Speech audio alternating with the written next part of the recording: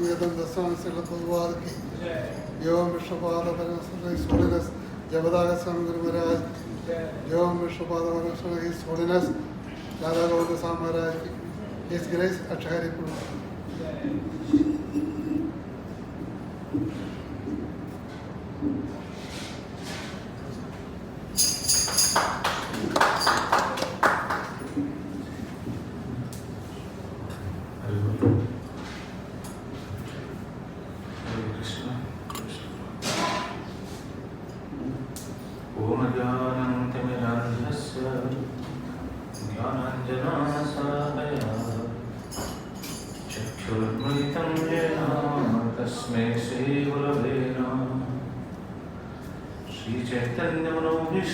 स्थापितं येन भूतले स्वयं रूपः कदाह्वयं ददातेषु वदन्तिकं वन्देऽहं श्रीगुरो श्रीजगवद्गुरुं श्रीगुरुन् वैष्णवांश्च श्रीरूपं सक्रजातं सहगुणरघुनाथान्वितं तं सजीवम् स्ववेदं सावधूतं परिजनसहितं कृष्णचैतन्यदेवं श्रीराधा कृष्णपादान् सहगुणललिता श्रीविशाखान्वितांश्च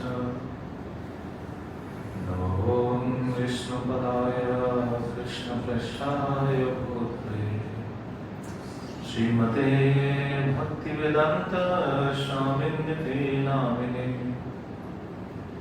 नमस्ते सरस्वती देवे गौरवाणी प्रचारिणे निर्विशेष शून्यवादी पाश्चात्यदेशतारिणे हे कृष्ण करुणा सिंधो दीनबन्धो जगत्पते गोपेश गोपिकान्त राधाकान्त नमस्तुते तप्त कंचन गौरंगी राधे वृंदावनेश्वरी वृषभानुसुते देवी प्रणमामि हरिप्रिये पंचाकल्पतरुभ्यश्च कृपा सिन्धुभ्येव च पतितानां पावनेभ्यो वैष्णवेभ्यो नमो नमः नमो महावदन्याय कृष्णप्रेमप्रदायते कृष्णाय कृष्णचैतन्य नाम्ने गौरत्रिषे नमः निराचलनिवासाय नित्याय परमात्मने बलभद्राय भद्राभ्यां जगन्नाथाय ते नमः जय श्री कृष्ण चैतन्य प्रभु नित्यानंद श्री अद्वैत गदाधर शिवासादि गौर भक्तवृंद हरे कृष्ण कृष्ण कृष्ण हरे हरे हरे राम राम राम हरे हरे ओम नमो भगवते वासुदेवाय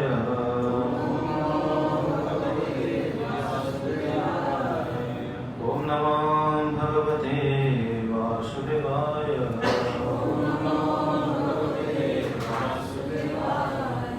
ओम नमो भगवते वासुदेवाय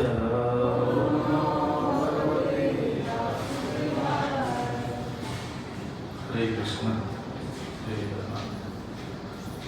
प्रभु श्री श्री राधा गोपाल कृष्ण और प्रभु श्री श्री जगन्नाथ बलदेव महारानी श्री प्रभुपाद श्री महादेव से हम सभी लोग यहाँ प्रभु श्री श्री जगन्नाथ बलदेव महारानी के दिव्य लीलाओं के बारे में चर्चा कर रहे हैं, श्रवण कर रहे हैं। जगन्नाथ की लीला जब हम सुनते हैं हमको लगता है कि अरे ये तो हमने नहीं सुना था, क्योंकि इसलिए तो भगवान स्वयं अपने मुख से भगवद गीता में बताते हैं जन्म कर्म च में दिव्यम एवं जो वेति तत्वता। भगवान की लीलाओं के बारे में हमको तत्वता जानकारी होना चाहिए। तो हम जो सुन रहे थे भगवान की ये दिव्य लीला, प्रभु श्री जगन्नाथ बलदेव सुभद्रा महारानी कैसे प्रकट हुए। इंद्रदेव महाराज जब आए अपने गणों के सहित श्रीक्षेत्र धाम पर पहुंचे और नारद मुनि के बात को स्वीकार करते हुए उन्होंने एक सहस्र अश्वमेध यज्ञ करने की कोशिश की। और जब लास्ट यज्ञ होने वाला था, उसी यज्ञ संपन्न होने के 7 दिन पहले से ही उनको एक स्वप्न दिखाई दिया था। रोज वो स्वप्न देख रहे थे। कैसा स्वप्न दिख रहे थे? जैसे एक स्वर्गद्वीप में भगवान की अर्चन, भगवान की सब पूजा कर रहे हैं।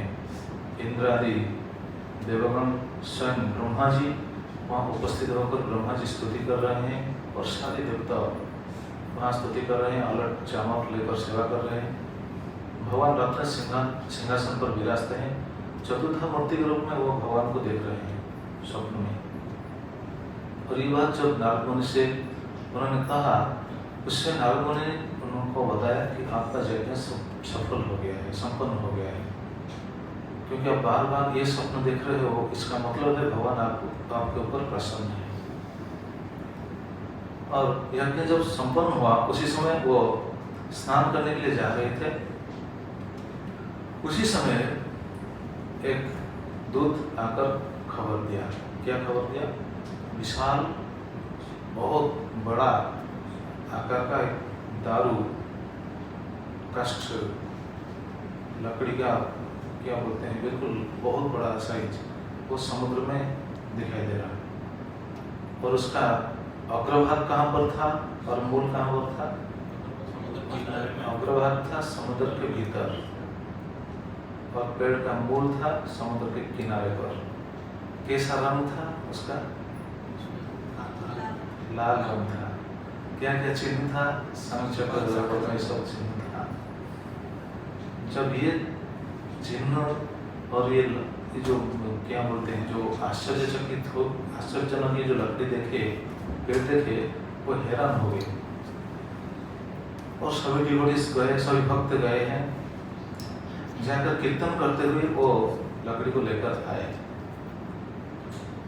और लाकर गुंडीचा मंदिर जो आज है आड़प मंडप, जहाँ भगवान का विराजमान स्थान है, जहाँ पहले वो वहाँ विराजते, मतलब विराजते तो नहीं, वहाँ प्रकट हुए थे, उसी स्थान पर लाया गया। और उसी समय नारद मुनि से वो पूछ रहे हैं कि कैसे निर्माण होने वाला है, कैसे विग्रह होने वाला है, कैसे निर्माण करेंगे, कौन निर्माण करेगा। उसी समय उनको पता चला कि क्या होने वाला है। अच्छा, ये विग्रह तो होगा, ये दारू भगवान का क्या स्वरूप है? कल हमने बताया था। दारू कहाँ से निकला था? भगवान के लोम से। भगवान के लोम से तदंत स्खलितं द्रवं तरुत्तम उपपद्यते। भगवान के अंग से जो लोम, भगवान का लोम, ये तो हमारा जैसा लोम नहीं है, वो तो पवित्र है। तो लोम से ये दारू प्रकट हो गया था। तो नारद से वो जिज्ञासा कर रहे कि दृश्य प्रतिमा विष्णु घटिष्यति कह पुनः तत्सुता तन्मणिप्रह अचिंत्य महिमान गुरु। नारद मुनि से वो पूछ रहे हैं कैसा विग्रह होने वाला है, कैसे विग्रह हम बनाएंगे। उसी समय नारद मुनि उनको आश्वासन देते हुए बोल रहे हैं, नहीं, ये भगवान की लीला अचिंत्य है, तो उनकी लीला वो ही जानते हैं, हम किसी को भी पता नहीं। भगवान की लीला के बारे में हमको पता है क्या? हमको पता नहीं। आप जरा सोचिए, ये जितना हम चर्चा कर रहे हैं अभी, हमको पता था क्या? पता था? नहीं पता था। आप सोच रहे होंगे कि ठीक है, आपको पता नहीं था, मुझे पता था। नहीं, मुझे ही पता नहीं था। एक समय ऐसा भी था, मुझे ही पता नहीं था। लेकिन ये शास्त्र का सिद्धांत शास्त्र में ही था ना। कहने का तात्पर्य है, हम किसी को भी पता नहीं भगवान के बारे में, तब तक हम किसी को भी पता नहीं, लेकिन सभी लीलाओं के बारे में हमको शास्त्र में से पता चल जाता है। तो सभी लीला शास्त्र में थे।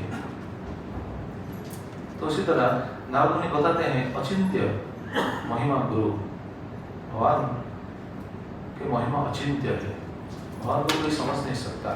भगवान जिसको समझाने की कोशिश कृपा करेंगे वो समझ पाएगा।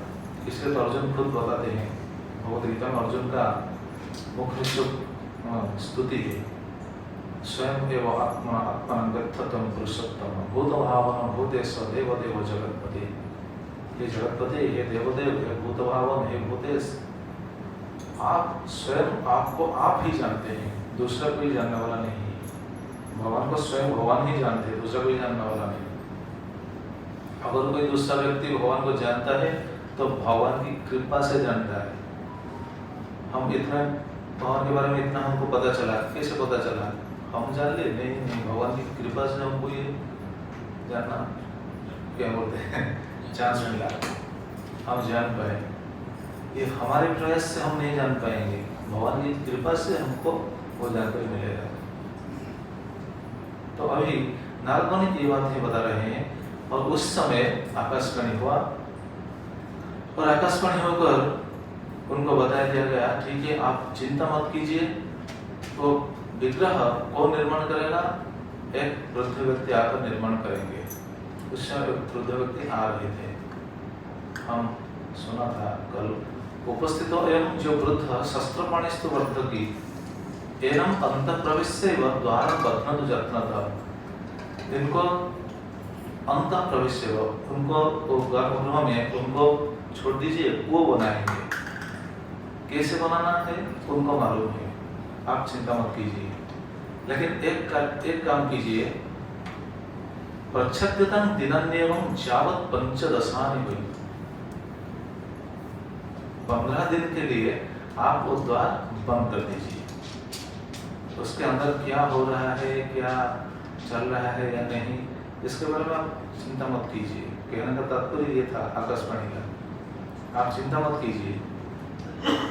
देखिए शास्त्र में ऐसा वर्णन है, लेकिन आजकल लोग क्या कहते हैं, नहीं वो विश्वकर्मा खुद बोलते हैं मैं 21 दिन लूंगा बनाने के लिए, आप दरवाजा मत खोलिएगा। विश्वकर्मा थोड़ी बोला है, ये आकाशवाणी बोल रहे हैं। ये बात हम सबको याद होना चाहिए ना, कि कहाँ है, कहाँ है? स्कंद पुराण, स्कंद पुराण में, स्कंद पुराण के अंतर्गत पुरुषोत्तम महात्म्य, पुरुषोत्तम महात्म्य के अंतर्गत 18 अध्याय, चैप्टर नंबर 18, श्लोक प्रश्न नंबर 38 to 40, ये बात बताया गया है कि 15 दिन तक आप द्वार को बंद कर दीजिएगा, और बाहर से कोई भी, जैसे वो अंदर क्या हो रहा है वो सब जैसे कि कोई नहीं सुन पाएगा। हम ये बात भी कल बता चुके थे।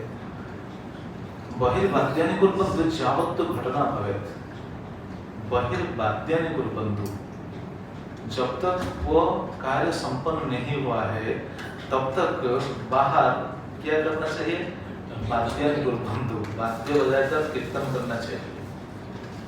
मतलब उस अंदर क्या हो रहा है, रूम के अंदर वो गर्भगृह में क्या हो रहा है, ये शब्द जैसे कोई सुन नहीं पाएगा, वैसा साउंड बाहर होने वाला है, बाहर कीर्तन करने वाला है, तो सब कीर्तन कीजिए, वाद्य बजाइए और कीर्तन कीजिए।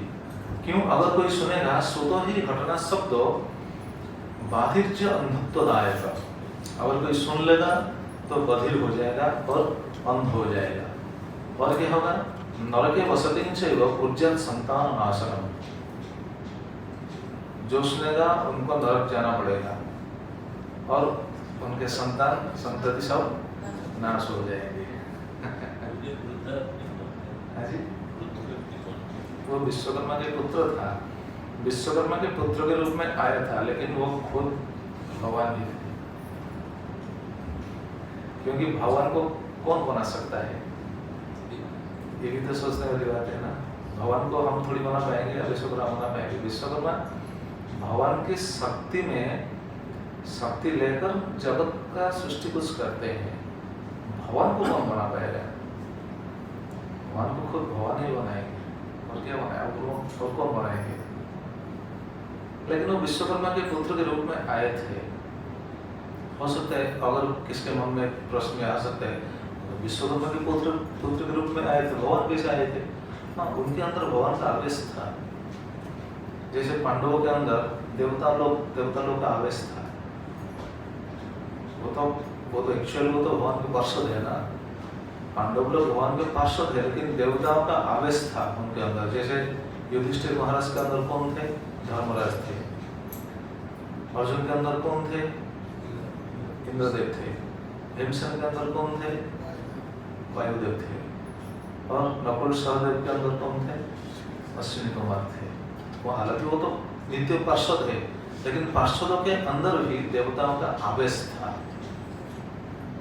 आजकल तो कोई ये तो समझ नहीं पाया कैसे कैसे हो सकता है, एक व्यक्ति के अंदर दूसरे का आवेश कैसा कैसे हो सकता है? कोई समझ पाएगा कैसे हो सकता है? समझ में आ रहा है कैसे हो सकता है? ऐसा हो सकता है क्या? हो सकता है। आजकल भी ये समझने के लिए बहुत सुंदर उदाहरण है। जैसे हम देखते हैं गांव में ऐसा तो दिखाई देता है, कभी कभी एक आदमी के अंदर कोई भूत सवार हो जाता है। देखे ना, कोई देखे? कम से कम तो सुने होंगे ना, देखे हैं। तो एक आदमी के अंदर और एक आदमी कैसा चला जाता है, घुस जाता है। हाँ, उनको तो पता नहीं चलता, लेकिन देखने वालों को तो पता चल जाता है ना। देखिए, एक आदमी के अंदर, हमारा अंदर आत्मा है और एक प्रेतात्मा भी घुस जाता है अंदर, पता है कि नहीं? अगर ऐसा इस जगत में अगर ऐसा हो सकता है, भौतिक जगत में, ये तो दिव्य स्थिति है, ये क्यों नहीं होगा? क्यों नहीं होगा? हो सकता है। इसलिए शास्त्र में कोई गलत बात बताया नहीं गया है, शास्त्र में सब ठीक है। तो उसी समय वो आए थे और क्या बताए थे? नान्ता प्रवेशनम कुर्यात् न पश्यत् कदाचन, कभी भी जब तक ये विग्रह का निर्माण कंप्लीट नहीं हुआ है तब तक कोई भी जैसे देख नहीं पाएगा। वैसा व्यवस्था कीजिए, अंदर कोई नहीं जैसा जाएगा। इसलिए आज भी ऐसा प्रथा है, जो अनवसर सेवा चल रहा है। अनवसर सेवा हम बोलते हैं ना, अनवसर सेवा उड़िया में बोलते हैं अनसर, हिंदी में अनवसर बोलते हैं। अनवसर सेवा जब चल रहा है उस समय कोई भी अंदर नहीं जा सकता। अगर कोई जाएगा तो ये हो जाएगा, अंधा हो जाएगा, बधिर हो जाएगा, नरक जाएगा, संतान संपत्ति नाश हो जाएंगे। लेकिन जिनका सेवा है, जो भक्त सेवा करने वाले हैं, वो जाएंगे भगवान की सेवा करने के लिए। एक ऐसा भी व्यक्ति था, एक जोगी, एक तांत्रिक, वो देखने के लिए बहुत उतावला हो रहा था उसी समय, क्योंकि वो तो बाहर से आया था। आपको शायद मालूम होगा, ये लीला सुनने के बाद पता चल जाएगा। वो जो भी बाहर से आया था और वो आकर बहुत उतावला हो रहा था, मैं जगन्नाथ जी के दर्शन करूंगा। तो कौन से समय वो आया था? जब वो आया था जगन्नाथ जी के दर्शन करने के लिए, उसी समय क्या था? उसी समय भगवान का ये अनवसर काल चल रहा था। मतलब ये तो जगन्नाथ को तो कोई नहीं देख सकता उस समय, लेकिन वो जिद किया कि मैं जरूर देखूंगा। उनका नाम था कर्णामगिरी। क्या है? कर्णामगिरी। कर्णामगिरी एक तांत्रिक जोगी था, तंत्र सिद्ध। कि कौन सा समय के बाद मालूम है? द्वादश शतक का जो मतलब क्या बोलते हैं, 12th सेंचुरी, 12वीं शताब्दी, उस समय का बात है। तो उसी समय वो आकर जिद क्या बोलते हैं, हट कर लिया कि नहीं, मैं जरूर देखूंगा। पंडित लोग मानेंगे ना, नहीं इस समय देखना अलाउ नहीं है, किसी को भी अलाउ नहीं है। तो बिल्कुल जिद के नहीं, मैं तो देखूंगा। तो पंडित लोग क्या करें, उनको तो क्या सुझा नहीं। उन्होंने बोला ठीक है, एक कंडीशन में आप देख सकते हैं, अगर हमारे गजपति महाराज ठाकुर राजा अगर वो आदेश देंगे तो आप देख सकेंगे, और वो आदेश नहीं देंगे तो आप देख नहीं सकेंगे। राजा जाते हैं क्या दर्शन करने के लिए? उसी समय राजा भी नहीं जाते हैं। हमने सुना था ना, अगर ऐसा होगा तो राजा है सब, उनका भी क्षति हो जाएगा, तो राजा भी नहीं जाते हैं। तो पंडित लोग उनको बता दिया ठीक है, अगर राजा राजी हो जाएंगे, वो अगर सैंक्शन कर देंगे तो हम आपको छोड़ देंगे दर्शन करने के लिए। लेकिन उसी समय राजा का नाम था कामेश्वर देव। वो गंग वंश के एक राजा थे और वो रहते थे सारंगगढ़ में। उस समय तो सब गढ़ था, जैसे हमारा उसमें बहुत सारा गढ़ है, जैसे 8 गढ़, बहुत सारे गढ़ है, शेरगढ़, सारंगगढ़, सब बहुत गढ़ है। वो रहते थे उसी समय सारंगगढ़ में। लेकिन गजपति महाराज थे, पूरी आते थे, जगन्नाथ जी की सेवा करते थे, सब कुछ करते थे। तो वो तुरंत गया, जाकर बोला मैं जगन्नाथ जी को दर्शन करने के लिए बहुत क्या बोलते हैं इच्छा प्रकाश करके आया था, लेकिन जगन्नाथ जी के पंडा लोग मुझे बारण किए, मना कर दिए। तो उन्होंने बताया कि अगर राजा राजी हो जाएंगे तो दर्शन कर सकेंगे, तो आप मुझे दर्शन करने की अनुमति दीजिए। वो कामेश्वर देव उसी समय उनको मना किया, बोला नहीं नहीं नहीं, ये परंपरा है, कि परंपरा को तोड़कर हम आपको आदेश नहीं दे सकते हैं। उन्होंने बताया अगर इस समय जगन्नाथ जी का कोई दर्शन करेगा तो उनका बहुत क्षति होगा, इसलिए मैं आपको ये आदेश नहीं दूंगा दर्शन करने का। उनको जितना ही बताया वो थोड़ा सुनने वाला था, वो तो जिद करता था मैं दर्शन करूंगा। तो उन्होंने बोला नहीं नहीं, आप जो बोल रहे हैं ये सब गलत बात है। राजा कामदेव उनको बताया कि नहीं, उस समय भगवान का गुप्त सेवा चल रहा है और ये सेवा को कोई भी देखने लायक नहीं, कोई भी नहीं दे सकता। लेकिन वो जिद किया कि नहीं नहीं, उस समय कोई सेवा, कुछ भी सेवा नहीं, बस ऐसे आपने बंद करके रखा है, देखने के मना कर रहे हो, नहीं कोई सेवा, कुछ भी सेवा नहीं चल रहा है, मैं जाऊंगा देखूंगा। अगर आप ऐसा आदेश नहीं देंगे तो बहुत अनर्थ होगा, क्योंकि जोगी था, तांत्रिक था, तंत्र विद्या में पारंगत था। तो राजा ने उनको जितना समझाया वो मना किया, तो राजी नहीं हुआ।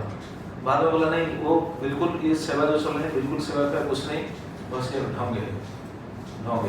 राजा ने बोला ठीक है, आपको कैसे पता है सेवा नहीं चल रहा है? बोला हाँ मुझे पता है, ये सब ढोंग है, आप मुझे दिखलाइए। और वो क्या बोला कि मैं प्रमाण कर दूंगा कि अंदर कोई सेवा नहीं चल रहा है। जरा सोचिए उनका दिमाग में क्या चल रहा था। भगवान की सेवा चल रहा है अंदर, लेकिन वो बोल रहे हैं मैं प्रमाण कर दूंगा अंदर कुछ भी सेवा नहीं चल रहा है। बताते कि जोगी है, लेकिन जो भी हो भगवान से तो ऊपर नहीं है ना। भगवान से ऊपर कोई हो सकता है क्या? भगवान खुद बताते हैं माता पर नंदन किंचित अस्ति धनंजय, मेरे समान कोई नहीं है, मेरे ऊपर भी कोई नहीं है। सिर्फ एक आदमी को भगवान ऊपर रखते हैं, किनको? अपने भक्त को। ये तो भक्त नहीं था, ये तो तांत्रिक था, तंत्र विद्या में वो पारंगत था। तो जब ऐसा बोला, कामेश्वर देव उससे पूछे ठीक है, मैं कैसे विश्वास करूं कि आप प्रमाण कर देंगे? क्योंकि महाराज को पता था ना, कामेश्वर देव को पता था अंदर तो सेवा चल रहा है। तो उन्हें बताया, पूछा कि मैं कैसे विश्वास करूं कि आप ये प्रमाण कर देंगे? उस समय उन्होंने बोला देखिए, आपको मेरे शक्ति के बारे में शायद पता नहीं, मेरा बहुत शक्ति है, तंत्र शक्ति था उनके पास। तांत्रिक लोग जो भी चाहेंगे वो कर देंगे। आप इधर बैठते रहें, आप इधर बैठ रहे हैं, तांत्रिक लोग अगर चाहेंगे ऐसा मंत्र फूकेंगे, आप यहाँ उठकर अपने घर पर चले जाएंगे बिना साधन के। उनके पास ऐसा शक्ति है, क्योंकि उनके पास कौन है मालूम है? जो तंत्र विद्या साधन करते हैं उनके पास तो ये भूत प्रेत ये सब रखकर तंत्र विद्या साधन करते हैं। तो उन्होंने बोला ठीक है, आप थोड़ा भुट्टो को चना कुछ चना लाइए, वो भीगा हुआ चना लाइए। भीगा हुआ चना ले, मैं भीगा हुआ चना एक मुट्ठी भिजा हुआ चना लाइए। मैं भीगा हुआ चना को खाते खाते श्रीक्षेत्र पहुंच जाऊंगा, आप भी आइए देखिए। महाराज उसे कामेश्वर देव पूछे ठीक है, आप कैसे जाएंगे? आप देखिए, थोड़ा सा मुझे दीजिए चना। चना लेकर क्या मालूम है, एक बरगद के पेड़ था, बरगद पेड़ ना, बरगद के पेड़ था, पेड़ के ऊपर चढ़ गया। ये सच्ची बात है, 11 शताब्दी का बात है, आपको पता चल जाएगा। आप पूछिए, किसी पूछिए, उसने पता चल जाएगा। तो उसी समय वो पेड़ के ऊपर चढ़ गया और चना खाते खाते खाते वो राजा देख रहे हैं, वो पेड़ बिल्कुल नीचे से उठ गया, ऊपर का पेड़ ऊपर उठ गया, शून्य में चलने लगा, आकाश में पेड़ चला। हो सकता है कोई कर सकता है, लेकिन तांत्रिक लोग ऐसा कर सकते हैं। अच्छा, भगवान का भक्त ऐसा कर सकता है? करेगा नहीं, लेकिन कर सकता है, उनके पास भी शक्ति है। ऐसा भी एक लीला है, आपको शायद मालूम होगा, हमारे परंपरा में एक साधु है जिनका नाम है श्यामानंद प्रभु, मालूम है ना? हमारे परंपरा में एक साधु है श्यामानंद प्रभु।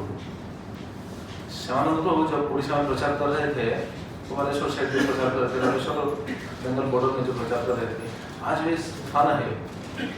आप अगर जाएंगे तो हैरान हो जाएंगे, कैसा मतलब तांत्रिक लोग कैसे थे और भक्त लोग कैसे।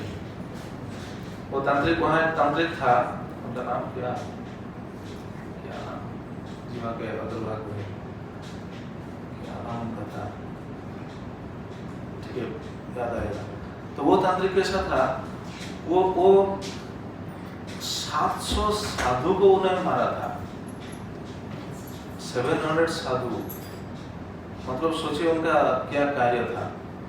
700 साधु को मारा था और मारकर एक कुआं में सबको गाड़ दिया था। आज भी है वो कुआं, अगर आप जाएंगे तो देखेंगे वो कुआं आज भी है। पता है 700 साधु को मारा था, कितना बड़ा तांत्रिक था। और तांत्रिक लोग, वो तो दुर्गा माँ का भक्त था।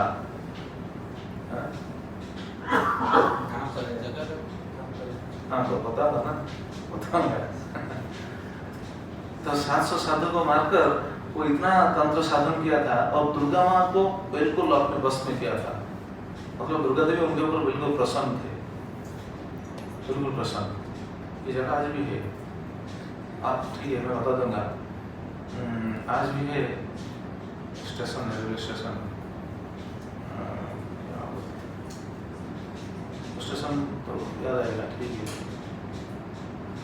तो उसी समय जब श्यामानंद प्रभु आ गए वहाँ प्रचार करने के लिए, महाप्रभु की वाणी, श्यामानंद प्रभु जब आकर वहाँ ठहरने लगे, उसी समय उन्होंने बोला, अरे वो बाबा को बुला कर लाइए, बोलो बाबा को बुला कर लाइए। तो श्यामानंद प्रभु वो क्यों ध्यान देंगे, तांत्रिक बुला रहे वो क्यों जाएंगे, वो नहीं गए। अमरदा स्टेशन है ना, अमरदा कमरदा उसको आगे है, कमरदा तो बालेश्वर के आगे अमरदा, वहाँ श्यामानंद प्रभु का सब लीला स्थली है, जो बिल्कुल वृंदावन जैसा स्थान है। कभी जाएंगे तो देखा पता चल जाएगा। वहाँ राधा कुंड, श्याम कुंड सब है, सब है। भगवान को इतना वो प्यार करते थे, प्रेम करते थे, उनका समाधि वही है। तो लेकिन ये जो लीला हो रहा था कहाँ सुनिए। और आज भी यहाँ जो स्कूल है, स्कूल का नाम भी श्यामानंद प्रभु यूपी स्कूल है। आप देखें तो हैरान हो जाएंगे, भगवान के भक्तों की कितना लीला है। उड़ीसा में इतना बहुत सुंदर सुंदर लीला स्थली है। तो जब बुलाया श्यामानंद प्रभु गए नहीं, बोले मैं क्यों जाऊँ। तो उसी समय उन्होंने क्या किया मालूम है, उन्होंने दुर्गा देवी का वाहन क्या है, सिंह है, शेर है। तो वो सिंह के ऊपर चढ़कर आया। मतलब देखिए दुर्गा देवी को कितना प्रसन्न किया था। दुर्गा देवी अपने सिंह को दे दिए थे उनको। वो जिधर जाता था सिंह के ऊपर चढ़कर गया था जिधर जाता था। जब वो सिंह के ऊपर चढ़कर आया, वो सब लोग देखकर हैरान हो गया, अरे इतना बड़ा तांत्रिक है। लेकिन श्यामानंद प्रभु बिल्कुल नहीं हैरान हुए, बिल्कुल हैरान हुए। और उन्होंने खुद उनको बताया, बोला आपको मैंने बुलाया क्यों नहीं गया, मालूम है मैं कौन हूँ, मैं इतना बड़ा तांत्रिक हूँ। देखिए मेरा शक्ति क्या है, क्या शक्ति मालूम है। देखो सिंह के ऊपर बैठकर मैं आया हूँ, ऐ सिंह चलो, सिंह चला। मतलब सिंह बिल्कुल आज्ञाकारी था उनका। उसी समय जब वो आकर ऐसा बोल रहा था, उसी समय श्यामानंद प्रभु एक काठी लेकर दम मंजन लेकर दांत कस रहे थे। दांत काठी को सुनना कौन ब्रश लगा दांत काठी, दांत लेकर दांत सफाई कर रहे थे उस समय। और एक टूटा हुआ दीवार, छोटा सा दीवार टूटा हुआ है, वो दीवार के ऊपर बैठकर वो दांतन कर रहे थे। जब वो बताया कि देखो मेरा शक्ति क्या है, कितना है, मैं बोलता हूँ तो सिंह चल रहा है। उसी समय श्यामानंद प्रभु वो दांतन करते करते वो जो दीवार को बोले, दीवार चलो, दीवार भी चला। जरा सोचिए, वो तो सिंह को चला रहा था, लेकिन श्यामंतु दीवार को चला दी। दीवार चल सकेगा? सिंह तो जीवंत पशु है ना, लेकिन दीवार तो निर्जीव वस्तु है, वो दीवार भी चला। जब वो देखा, वो हैरान हो गया, अरे मैं तो सिंह को चला रहा हूँ, ये तो दीवार को चला रहा है, मतलब मेरे से भी ये बड़ा साधु है। तुरंत उनके पैर में गिर पड़ा। और बाद में श्यामंतु उनको शिक्षा दी, देखो तुम इतना हत्या किए हो, इतना साधु को हत्या किए हो, क्या फल मालूम है? क्या दंड भोगने वाले हो मालूम है? वो मना कर, नहीं मैं तो दुर्गा देवी के लिए ये सब किया हूँ ना। तब श्यामंतु उनको बोले, ठीक है, अगर दुर्गा देवी के लिए सब किए हो तो जाकर पूछो दुर्गा देवी से। दुर्गा देवी से पूछो, तुम इतना हत्या किए हो, दुर्गा देवी क्या इस हत्या का फल प्राप्त कर देंगे? वो जाकर पूछा दुर्गा देवी से। आज भी वो स्थान है जहाँ वो पूजा कर रहा था। और जो कांत बोलते हैं ना हिंदी में, दीवार तो हिंदी में, बंगाली में और उड़िया में कांथ बोलते हैं, इसलिए ये स्थान का नाम कांथी। क्या है? कांथी। आपको पता है? बंगाली भक्तों को शायद पता होगा।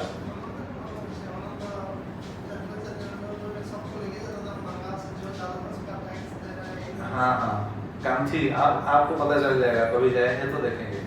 कांथी एक जगह है जहाँ श्यामानंद दीवार को चढ़ाया था। हाँ वही उधर ही है, कांथी में गया नहीं, लेकिन वो जो अमरदा श्यामानंद का जो जगह है ये गया था। हाँ जलेश्वर के आसपास, बालेश्वर से बहुत आगे। तो कहने का तात्पर्य था कि जो कर्णागिरी, वो भी बरगद के पेड़ के ऊपर चढ़कर पेड़ को बिल्कुल ऐसे हवा में चलाया।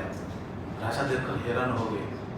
तो राजा अपने घोड़ा से आए, वो आया बरगद के पेड़ के ऊपर, राजा घोड़ा से आए। लेकिन राजा आने से पहले वो पहुंच गया पुरी में। लेकिन उस समय तो सेवा चल रहा था, मंदिर तो बंद था, भीतर तो कोई नहीं जा सकेगा। लेकिन वो क्या किया, वो एक सूक्ष्म रूप धारण करके, जो भी था ना, तांत्रिक था ना, एक भंवर का रूप, भंवर बोलते हैं ना हिंदी में, भंवर का रूप धारण करके अंदर घुस गया। जब अंदर घुस गया, देखिए भगवान का उस समय सेवा चल रहा है, लेकिन भगवान को मालूम है ना, अगर कोई देखेगा तो बिल्कुल उनका तो क्या क्या क्षति होने वाला है, हम तो सुने हैं ना।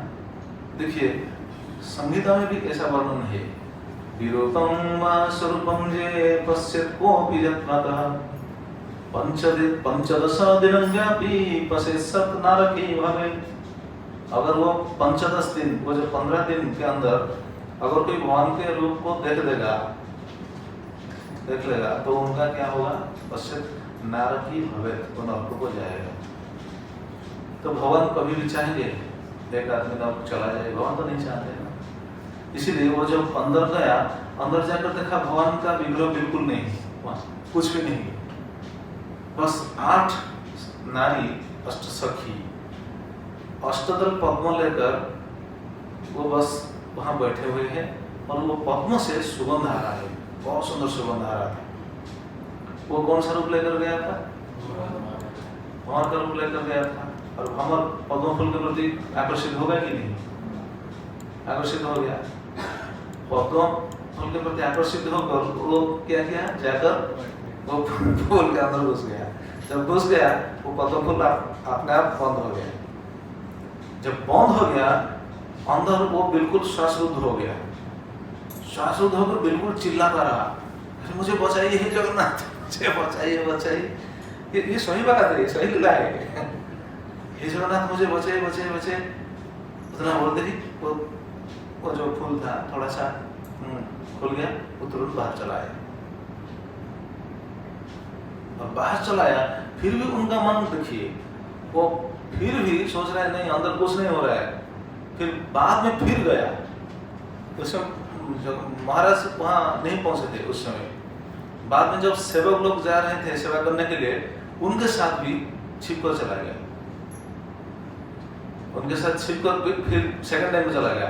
जब सेकंड टाइम चला गया उसी समय देखा कुछ भी नहीं है, जगन्नाथ का विग्रह नहीं, कुछ भी नहीं। बस ये जो सखी लोग जो थे वो सब उनको देखकर हंस रहे हैं, जोर से हंस रहे हैं। वो देखकर बिल्कुल हैरान हो गया। देखिए वामदेव संहिता में भी ये बात बताया गया है, स्वरूपकान वपि विरूपापान ज्यत्र पिपस्यति कनश्च देवान् ते वै च घोरे नरके पतन्ति नाथ सकसत् परिदर्शनीयम्। मतलब सेम श्लोक है।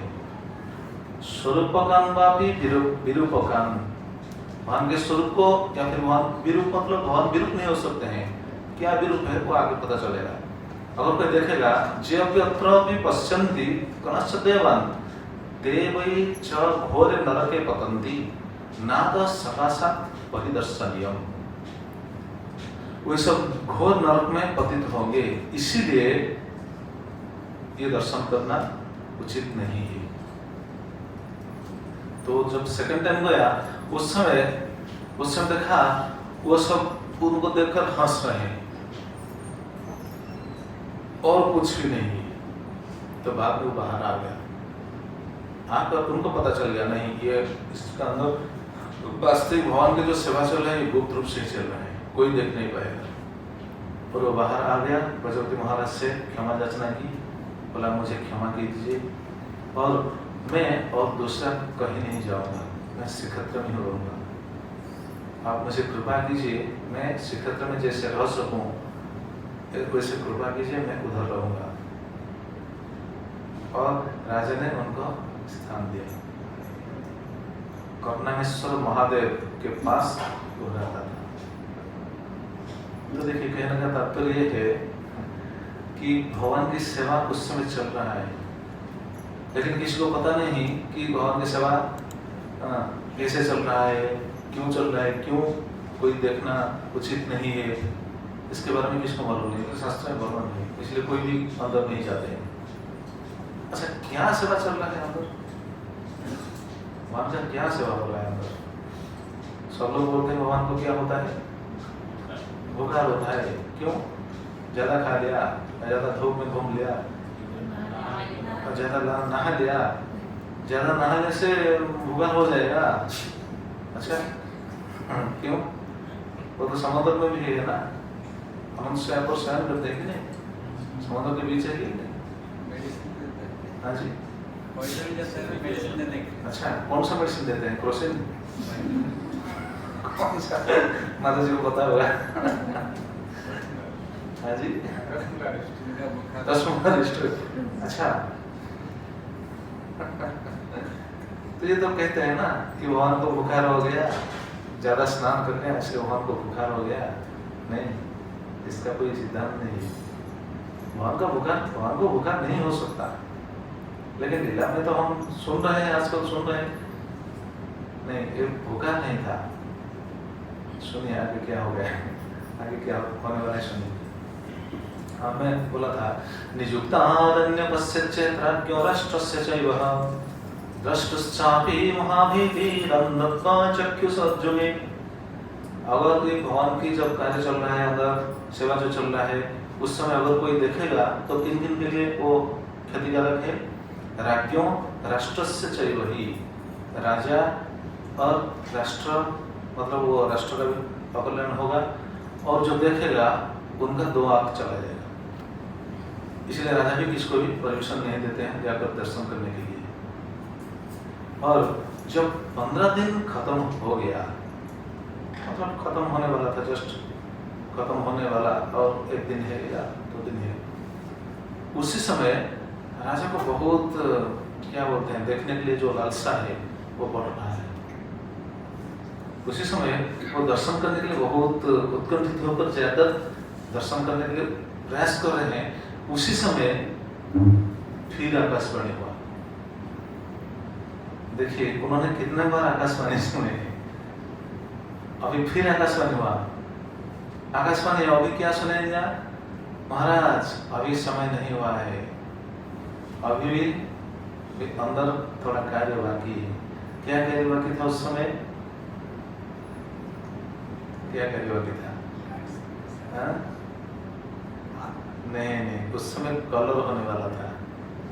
विग्रह का स्वरूप हो गया था लेकिन कलर नहीं किया गया था। भवन का कैसे कलर होने वाला है वो अभी आकाशवाणी में सुनाई दिया। मुझे बिल्कुल कलर कीजिए, कलर करने के बाद कलर होने दीजिए, अंदर जो सेवा चल रहा है बाद में देखेंगे। और कैसा कलर होगा वो भी बता दिया। भवन के रूप, भवन के कलर कैसे? श्लोक है, नीलमेघ सदृश श्यामल। आज को तो नहीं, जगन्नाथ जी का रूप ऐसा है क्या? देखिए तो बिल्कुल काला ही काला है क्योंकि ये कलर उनको नहीं मिला इसलिए कलर लगा दिया और हो गया बस हो गया। और बलदेव के कलर शंख प्रतिम धवल है, उनका है शंख प्रतिम, शंख जैसा धवल है। सुभद्रा मैया के कलर कुमकुम जैसे अरुण वर्ण है, वो भी थोड़ा चेंज हो गया है। वो तो अरुण नहीं, वो तो बिल्कुल पीला दिख रहा है ना, पीला बोलते हैं ना। और सुदर्शन के वर्ण रक्त वर्ण है, उनका थोड़ा है ऐसा वर्ण, ऐसा कलर होगा। उसी समय आकाशवाणी से ये बात सुने तो कलर होने के बाद फिर ये जो भगवान का पट निर्यास मतलब जो सब लगाते हैं ऊपर, पट निर्यास मतलब क्या बोलते हैं? जैसे मूर्ति बनाते हैं, मूर्ति बनाने के बाद एक कपड़ा देते हैं ऊपर, देखे ना फिर कपड़ा देकर उसको हम घिसाई करते हैं प्लेन होने के लिए। वो भगवान को भी ऐसा लगा। आप जो देखते हैं अभी जगन्नाथ जी के जो स्वरूप को देखते हैं, क्या इतना बड़ा दारू है समझते हैं कि नहीं? हाँ? क्या है उनके चारों ओर? क्या है मालूम है? मालूम होगा शायद, तो जगन्नाथ जी बहुत बड़े भक्त है हम इधर से देखते हैं जगन्नाथ जी, तो जगन्नाथ जी है बस, दारू के विग्रह। पुरी में जो दारू के विग्रह हम देखते हैं, क्या वो विग्रह मतलब बिल्कुल वो इतना बड़ा ही दारू है? नहीं, तो दारू इतना बड़ा नहीं है। उनके ऊपर पाट तो कपड़ा है, हिंदी में क्या बोलते हैं? पट्टी, पट कपड़ा है जो फाटो पूरा हो जाती है। ओके, पेट तो जो आता है वो बहुत बड़ा है। हाँ बड़ा है, फिर भी उनके ऊपर आप जाकर देखिए ना, पास जाकर देखिए पता चल जाएगा। जगन्नाथ जी बाहर आते हैं, देखिए सब लोग जो जाते हैं दर्शन करने के लिए, वो हाथ मारते, आँख बिल्कुल काला वाला इधर उधर हो जाता है। फिर अंदर जाते हैं, फिर उनको कलर किया जाता है। तो ये कपड़ा है, कपड़ा के ऊपर वैसा है। तो जो लोग ये जो पट निर्यास वस्त्र अलंकार ये सब सज्जित होने के बाद वो दर्शन देते हैं। इसलिए ये दर्शन को क्या कहा जाता है? रथयात्रा के पहले जो दर्शन होता है, हाँ अनवसर सेवा जब खत्म हो जाता है, बाद में जो पहला दर्शन होता है उनको कहा जाता है नवयौवन दर्शन। उसी दिन उन्होंने बोला ठीक है आज दर्शन कीजिए। देखिए मतलब वो 15 दिन है, 15 दिन के बाद ये नवयौवन वेश को दर्शन किए थे इंद्रद्युम्न महाराज। इसीलिए देखिए आज भी ऐसा भी है, भगवान को अगर कोई भी वैसे देखता है बिना वस्त्र, ये देखना अच्छा नहीं है। भगवान को जब देखते हैं, इसीलिए हमारा आज भी ऐसा सिस्टम है, परंपरा में ऐसा है, प्रभुपाद ने ऐसा बताया है, मंदिर में जब अर्चन हो रहा है, श्रृंगार हो रहा है, उसमें कोई नहीं जैसे देख पाएगा। देखिए कोई माता जी देखे वो तो गार्लैंड बनाते हैं, लेकिन ये दृश्य देखने के लिए किसी को भी नहीं मिलेगा, सिर्फ सेवक लोग को ही मिलेगा। भगवान को बिना वस्त्र में कोई देखे आजकल? आज तक कोई देखा है? देखा नहीं। जो जानते नहीं वो देख देते हैं, लेकिन ऐसा विधि नहीं है, विधि नहीं। भगवान को दर्शन कैसा करेंगे? जो जिस समय भी दर्शन किए कोई भी करता है तो बिल्कुल वस्त्र अलंकार के सहित, बिना वस्त्र में कोई नहीं देखेगा। अगर देखेगा तो क्या होगा? देखिए क्या बताते हैं, विख्यते तस्य नरके चिरं वासः प्रजायते दुर्भिक्षं नरकं राज्ये सन्ततिश्चस्य हीयते न इक्षितव्यस्त्वया राजन् कदाचित् अपवारणा मतलब आवरण शून्य होकर, मतलब बिना वस्त्र अलंकार के अगर कोई देखेगा वीक्षते तस्य नरके चिरम वास प्रजायते। अगर कोई भगवान को वैसे देखेगा तो चिर वास, दीर्घ काल के लिए वो नरक में जाएगा। इसलिए भगवान को जब हम दर्शन करते हैं बिल्कुल तो उनको वस्त्र अलंकार के सहित देखिए। इसे तो देखा जाता है पर क्या देखता है, हम तो राधा रानी के पैरों को कोई भी दिन नहीं देख सकता। देखिए कोई सिर्फ एक ही दिन देख सकते हैं। कौन से दिन? हाँ जी, राधाष्टमी नहीं और एक दिन है और आमला नवमी। उड़ीसा में ऐसा प्रचलित है, यहाँ क्या है मुझे तो मालूम नहीं, विदेश में तो पता नहीं चल। राधाष्टमी को कोई देख लेकिन नहीं विधि नहीं। हाँ देख लेते हैं, इधर हो सकता है लेकिन उधर तो नहीं है। आमला नवमी को देखते हैं राधा पाद, तो ठीक है राधा भी तो लेकिन भगवान का विग्रह बिना वस्त्र बिना अलंकार से कोई नहीं देख सकता। अगर देखेगा तो ये होगा दुर्भिक्षम मरकंद राज्य में राजा देखेगा तो राज्य में दुर्भिक्ष हो जाएगा। संततिश्चस्य हीयते, उनका संतति सब नष्ट हो जाएंगे अगर बिना वस्त्र में भगवान को कोई देखेगा। इसलिए आज तक कोई भी बहुत लोग बाहर जो मंदिर है इसको उनको छोड़कर बाहर जो मंदिर है उनको पता नहीं है। वो सब बाहर ऐसे श्रृंगार करते हैं, बाहर ऐसे अर्चन करते हैं, नहीं ऐसा विधि नहीं है, उनको पता नहीं। मैं प्रचार के लिए घूमता हूँ उड़ीसा में। एक जगह गया था केंद्रापड़ा में। केंद्रापड़ा में हम एक जगह पर रहते थे, वो जगह से आगे जस्ट गोपाल मंदिर है। बहुत साल पहले का बात है, बता रहा हूँ 2005 या 6 उस समय गोपाल मंदिर है। वो पुजारी बहुत प्रेमी पुजारी है, वो अर्चन कर रहे थे, गोपाल जी को स्नान कर रहे थे। बहुत बड़ा विग्रह है लेकिन बिल्कुल दरवाजा खुला कर रखे। मैं जब उनको बताया, मुझे ये बात उस समय मालूम नहीं था, ये सिद्धांत मुझे पता नहीं था। पढ़ने के लिए तो मुझे टाइम नहीं था उस समय में, और कुछ पढ़ रहा हूँ ये ठाकुर जी की कृपा से, तो उस समय मुझे ये सब पता नहीं था। लेकिन मंदिर का जो सिस्टम है वो सिस्टम के बारे में थोड़ा बहुत पता था।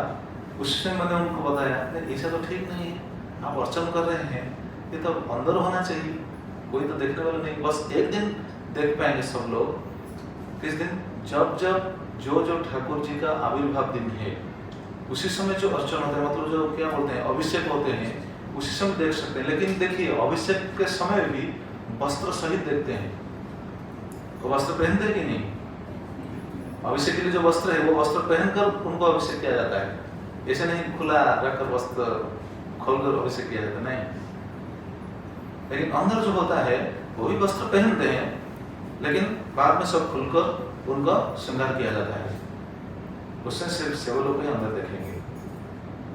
और अगर ऐसा बिना वस्त्र के देखेंगे तो ये फल है, और बिल्कुल वस्त्र अलंकार सहित अगर देखेगा कोई तो क्या फल है? ये सही फल है। क्या फल है बताते हैं, देखिए शास्त्र में बिल्कुल वर्णन है, हमको पता होना चाहिए, कम से कम सनातन धर्मावलंबियों को पता होना चाहिए इसके बारे में। देखिए क्या बताते हैं, सुचित्रं पुंडरीकाक्षं सुविलासं सुविभ्रमं दृष्ट्वा विमुच्यते पापैः कल्पकोटि समुद्भवैः। भगवान को कैसे दर्शन करना चाहिए, शास्त्र में ऐसा वर्णन है ना। आजकल शास्त्रों को कहीं कोई भी अनुसरण नहीं करते हैं, बस अपने मन में जो आया बोल देते हैं। अरे भाई हम कुछ जानते नहीं, शास्त्र में सब है। शास्त्र के सिद्धांत को पकड़ करके चलना चाहिए। क्या बताया गया है, देखिए सुचित्रं पुंडरीकाक्षं सुविलासं, मतलब बिल्कुल श्रृंगार करने के बाद सुचित्रं, बिल्कुल देखिए भगवान का अर्चन और श्रृंगार करने के बाद भी चिता करते हैं, चिता होते ही नहीं। सुचित्रं सुविलासं सुविभ्रमं, बिल्कुल अलंकार सहित।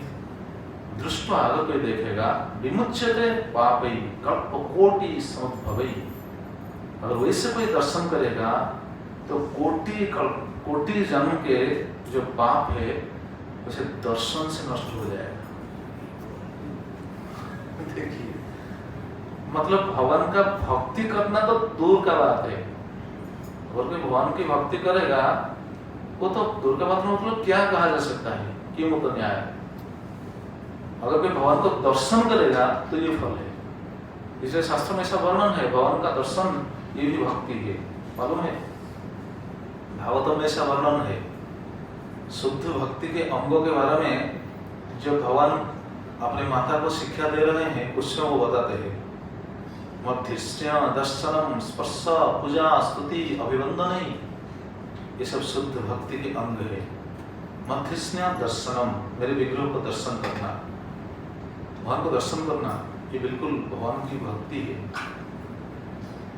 इसलिए प्रभुपाद देखिए, मंगल आरती को तो सब डिवोटीज आते हैं दर्शन करने के लिए, लेकिन मंदिर में प्रभुपाद इतना सुंदर व्यवस्था किया है, सही मंदिर में एक दर्शन आरती होता है कि नहीं? दर्शन आरती, या फिर उनका दूसरा नाम है श्रृंगार आरती। दूसरा कोई मंदिर में ऐसा है क्या? देखिए प्रभुपाद जो भी सब इसका में सब इंक्लूड किया है, सब शास्त्रों का सिद्धांत है। इसे नहीं प्रभुपाद अपने मन में जो आया वैसा करते हैं, नहीं, शास्त्रों में है। इसलिए दर्शन आरती, दर्शन करना चाहिए। कैसा? बिल्कुल भगवान को सुंदर होने के बाद। इसलिए भक्त लोग अपेक्षा करते हैं, वेटिंग करते हैं, कब भगवान की मंदिर खुलेगा, हम दर्शन करेंगे। उड़ीसा में ऐसा है, वृंदावन में है, भुवनेश्वर में है, बहुत सारे लोग वेटिंग करते हैं कब मंदिर खुलेगा, हम दर्शन करेंगे। और दर्शन करना भक्ति है। अगर कोई दर्शन करता है प्रेम से, इसका मतलब नहीं कि हम अगर दर्शन कर दिए बस हो गया, नहीं नहीं, जितना समय हम दर्शन करेंगे प्रेम से दर्शन करना चाहिए। दर्शन करना भक्ति है। अगर कोई प्रेम से भगवान को दर्शन करेगा तो भगवान प्रसन्न हो जाएंगे। एक लीला सुनेंगे तो आप हैरान हो जाएंगे कितना भगवान कितना प्रसन्न होते हैं अगर कोई दर्शन करता है। हम देखिए, लेकिन हम दर्शन नहीं कर पाते हैं, है कि नहीं? हम दर्शन करते हैं, मना नहीं, मैं तो मना नहीं कर रहा हूँ, हम दर्शन करते हैं, लेकिन देखिए हम भगवान को जितने समय दर्शन करते हैं कितने समय दर्शन कर पाते हैं? हाँ जी, कितने समय? और जरा सोचिए कितने समय हम मोबाइल को दर्शन करते हैं नॉन स्टॉप। कितने समय हम दर्शन कर सकते हैं मोबाइल को?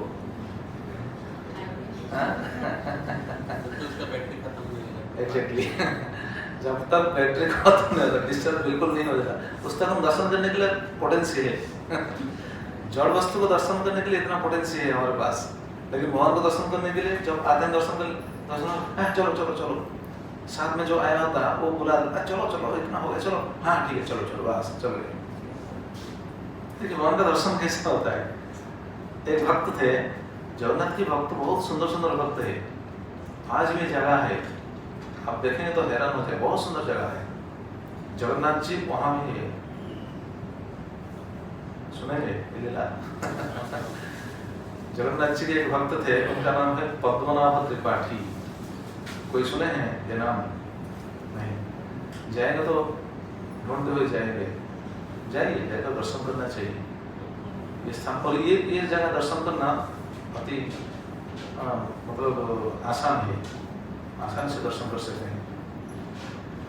उनका घर था 28 ग्राम। 28 ग्राम कहाँ मालूम है? मालूम है? पूर्णिमा पड़ा वाले को मालूम होगा नहीं? 28 ग्राम का स्थान है, ठीक है, मैं बता देता हूँ 28 ग्राम कहाँ है। साक्षी गोपाल मालूम होगा सभी को?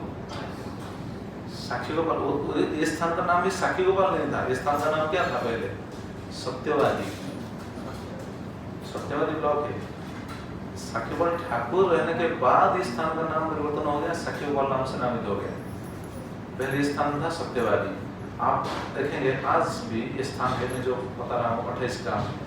साक्षी गोपाल की तो आप NS में जाएंगे, पूरी जाएंगे, साक्षी गोपाल बस स्टैंड से आगे ओवरब्रिज है, आगे बाएं तरफ वो तहसील ऑफिस या ब्लॉक ऑफिस ऐसा कुछ है, उस रास्ते, उसके अंदर ही एक रास्ता है, उस रास्ते से आप जाएंगे तो 2 या 2.5 किलोमीटर, मेन रोड से 2-2.5 किलोमीटर होगा।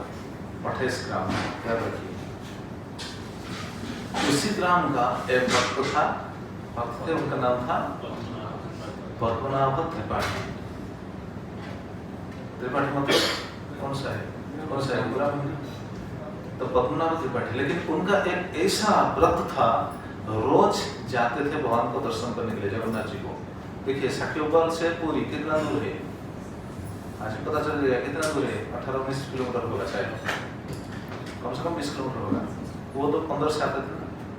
हाँ, उसी समय इतना रास्ता इतना नहीं था, तो रोज जाते थे दर्शन करने के लिए। हमारे पास साधन है, गाड़ी फाड़ी है, रास्ता बहुत चकाचक है, थोड़ा प्रॉब्लम होता है ट्रैफिक में, बस इतना ही और कुछ नहीं। लेकिन वो जाते थे दर्शन करने के लिए। कैसे जाते थे? गाड़ी फाड़ी नहीं, उस समय पैदल जाते थे दर्शन करने के लिए। पैदल जाते थे, दर्शन कर वापस आते थे। वापस आने के बाद कुछ प्रसाद लेते थे, जो भी करते थे। तो ये काम उनका रोज का काम था, डेली जाते थे। अगर कोई सुनेगा तो हैरान, अरे डेली जाते थे 20 किलोमीटर, आश्चर्य लग रहा है कि नहीं? है कि नहीं? आश्चर्य बात नहीं है? डेली जाना 22 किलोमीटर 20 किलोमीटर नहीं, ये आश्चर्य की बात नहीं है। भक्तों के लिए कोई आश्चर्य की बात नहीं। जैसे हमारा सनातन गोस्वामी, जो षड गोस्वामी है ना, उनमें से सनातन गोस्वामी का एक व्रत ऐसा ही था। क्या मालूम है? वो रोज क्या करते थे वृंदावन में? एक्चुअली गोवर्धन परिक्रमा करते थे रोज। गोवर्धन परिक्रमा कितना किलोमीटर होगा? 22 किलोमीटर डेली। आज भी है, आज भी बहुत भक्त करते हैं, रोज करते हैं वो। तो वो भी पद्मनाभ त्रिपाठी रोज जाते थे, दर्शन करके वापस आते थे। लेकिन ये तो उनका क्या बोलते हैं, व्रत समझ लीजिए। तो रोज जाते थे। एक दिन जब वो निकले दर्शन करने के लिए निकले, और उसी समय आपको पता होगा वहां रास्ते में एक नदी है। ये नदी का नाम है भार्गवी नदी। मालूम होगा भार्गवी नदी?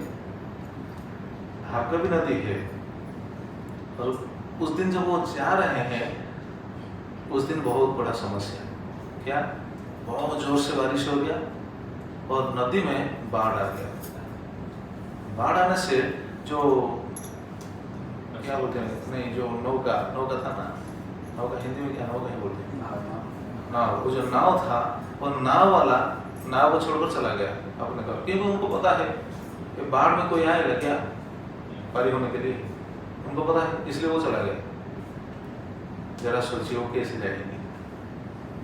नदी में बाढ़ है, पानी जोर से बह रहा है, लेकिन उनका व्रत है, अगर नहीं दर्शन करेंगे तो बिल्कुल नहीं खाएंगे, कुछ नहीं करेंगे। उनका व्रत ऐसा था। वो उसी समय नदी के किनारे बैठकर भगवान को प्रार्थना की, प्रभु आज मैं आपका दर्शन नहीं कर पाऊंगा, अगर आपका दर्शन नहीं होगा तो मैं तो जीते ही मर जाऊंगा। देखिए उनका भाव कैसा है। उस दिन पूछ रहे थे ना माता जी, भगवान को दर्शन हम करेंगे, आज आए नहीं शायद, मोबाइल में अगर दर्शन करेंगे या फिर टीवी में दर्शन करेंगे, तो भाव होना चाहिए। हम तो वो पद्मनाभ त्रिपाठी जैसा तो हम बन नहीं पाएंगे, लेकिन दर्शन जो भी करते हैं कितना भाव से करना चाहिए। तो बाढ़ में वो नहीं जा सकते हैं, इसलिए वहां बैठकर उन्होंने भगवान से प्रार्थना किया, प्रभु मैं कैसे जाऊंगा दर्शन करने के लिए, आप कुछ कृपा कीजिए। वैसे प्रभु जी से प्रार्थना कर रहे थे, उसी समय उन्होंने देखा एक बहुत बड़ा लकड़ी का लकड़ी नदी में तैरते हुए आया। उनको एक सहारा मिल गया। नाव तो नहीं था, नाव को छोड़कर तो नाव चला गया था। उनको एक आश्वासन हुआ, ठीक है मैं एक लकड़ी के ऊपर चढ़कर कम से कम बाहर हो जाऊंगा, दर्शन करने के लिए जाऊंगा। ऐसा सोचकर वो लकड़ी के ऊपर चढ़ गया। बहुत बड़ा लकड़ी था, लकड़ी के ऊपर चढ़ गया। लेकिन आप जरा सोचिए, लकड़ी के ऊपर चढ़ गया लेकिन इधर से उधर कैसे जाएगा? बाढ़ तो चल रहा है ना, बाढ़ में लकड़ी सीधा जाएगा, वो तो चला जाएगा आगे। लेकिन वो बहुत प्रयास किया, अपने हाथ में ऐसा जैसे आंवला देते हैं, आंवला तो उनके पास नहीं था, बस हाथ में ऐसा आंवला मार के चला और जाकर दूसरे किनारे पर पहुंच गया।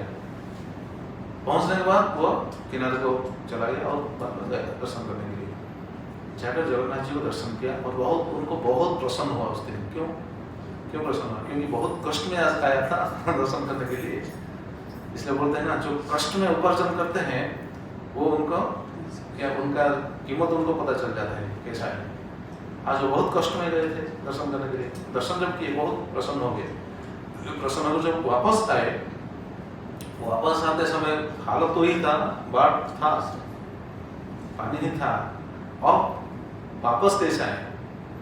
इधर से उधर चले गए थे, लेकिन उधर से इधर कैसे आए? कैसा है तो बताइए। और कोई साधन भी नहीं है, लेकिन वो देखकर हैरान हो गए कि वो लकड़ी वो दूसरे किनारे पर जैसे उनको वेट कर रहा था। हो सकता है बाढ़ में ऐसा एक जगह पर एक चीज रह सकता है, कोई वस्तु रह सकता है, लेकिन वो लकड़ी वहां था। जैसे हम नदी में नाव जैसे बांधते हैं ना, वैसा ही था उस समय। वो हैरान हो गया, ये इतना बाहर से इतना पानी जोर से चल रहा है, ये कैसे ऐसा स्थिर है? बोला ठीक है, बोधे ये शायद ये भगवान की इच्छा है, जगन्नाथ जी की इच्छा है। ऐसा सोचते हुए जगन्नाथ जी को धन्यवाद देते हुए प्रणाम करके फिर वो लकड़ी के ऊपर चढ़ गए। चढ़कर फिर वैसा हवा लगा के इधर आ गए। इधर आकर जब किनारे पर चले गए, किनारे पर जाने के बाद उन्होंने देखा, जब उन्होंने देखा, देखकर हैरान हो गए, भयभीत हो गए, उनका रोंगटे खड़ा हो गया। क्यों मालूम है? वो जिनको लकड़ी समझ रहे थे, ये लकड़ी नहीं था, वो विराट बहुत बड़ा मगरमच्छ था। सोचिए, बहुत बड़ा मगरमच्छ। मगरमच्छ के ऊपर अगर कोई बैठेगा तो क्या होगा? हम किताब में पढ़ते थे ना, मगरमच्छ के ऊपर जो मंकी गया था, बानर गया था, अंदर क्या हुआ? मगरमच्छ बोला ना, अरे मैं तुम्हारा कलेजा खाने के लिए इधर लाया हूँ। वो तो मंकी तो चला था, उन्होंने बताया अरे तुम तो पहले मुझे बताना चाहिए था ना। क्या बोला वो? मेरा कलेजा तो मेरे पास नहीं है, मैं तो बेड के ऊपर रख दिया हूँ। ठीक है चलो उधर लाकर मैं दूंगा, तुम्हारे साथ तो मित्रता हो गया, ठीक है। मेरा ये मगरमच्छ भी इतना बुल्लू क्या बोलते हैं, बुद्धू है, उनके पता नहीं, मगर पेड़ के ऊपर कोई रखता है कलेजा को। वहां का जब पहुंच जाए तो बाहर चला गया।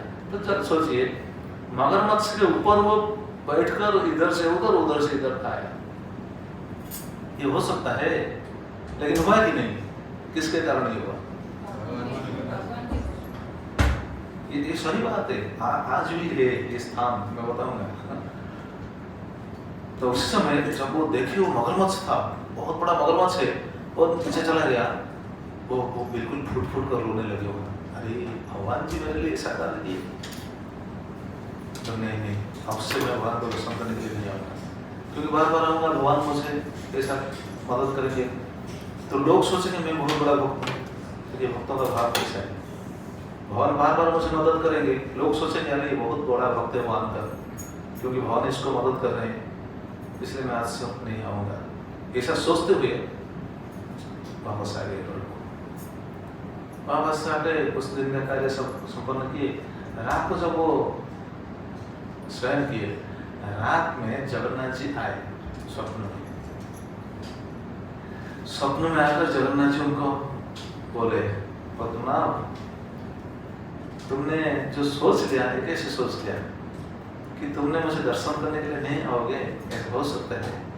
ठीक है, मेरा भक्त जो सोचता है वो सही होता है, आज से तुमको आना जरूरत नहीं, लेकिन आज से मैं तुमको दर्शन करने के लिए आऊंगा। तुम मुझे दर्शन करने के लिए आना कोई जरूरत नहीं, मैं तुम्हें दर्शन करूंगा। इसका मतलब है तुम मुझे दर्शन करोगे, लेकिन इतना दूर आना नहीं पड़ेगा, तुम अपने घर में मुझे दर्शन करोगे, अपने मकान में, अपने घर में।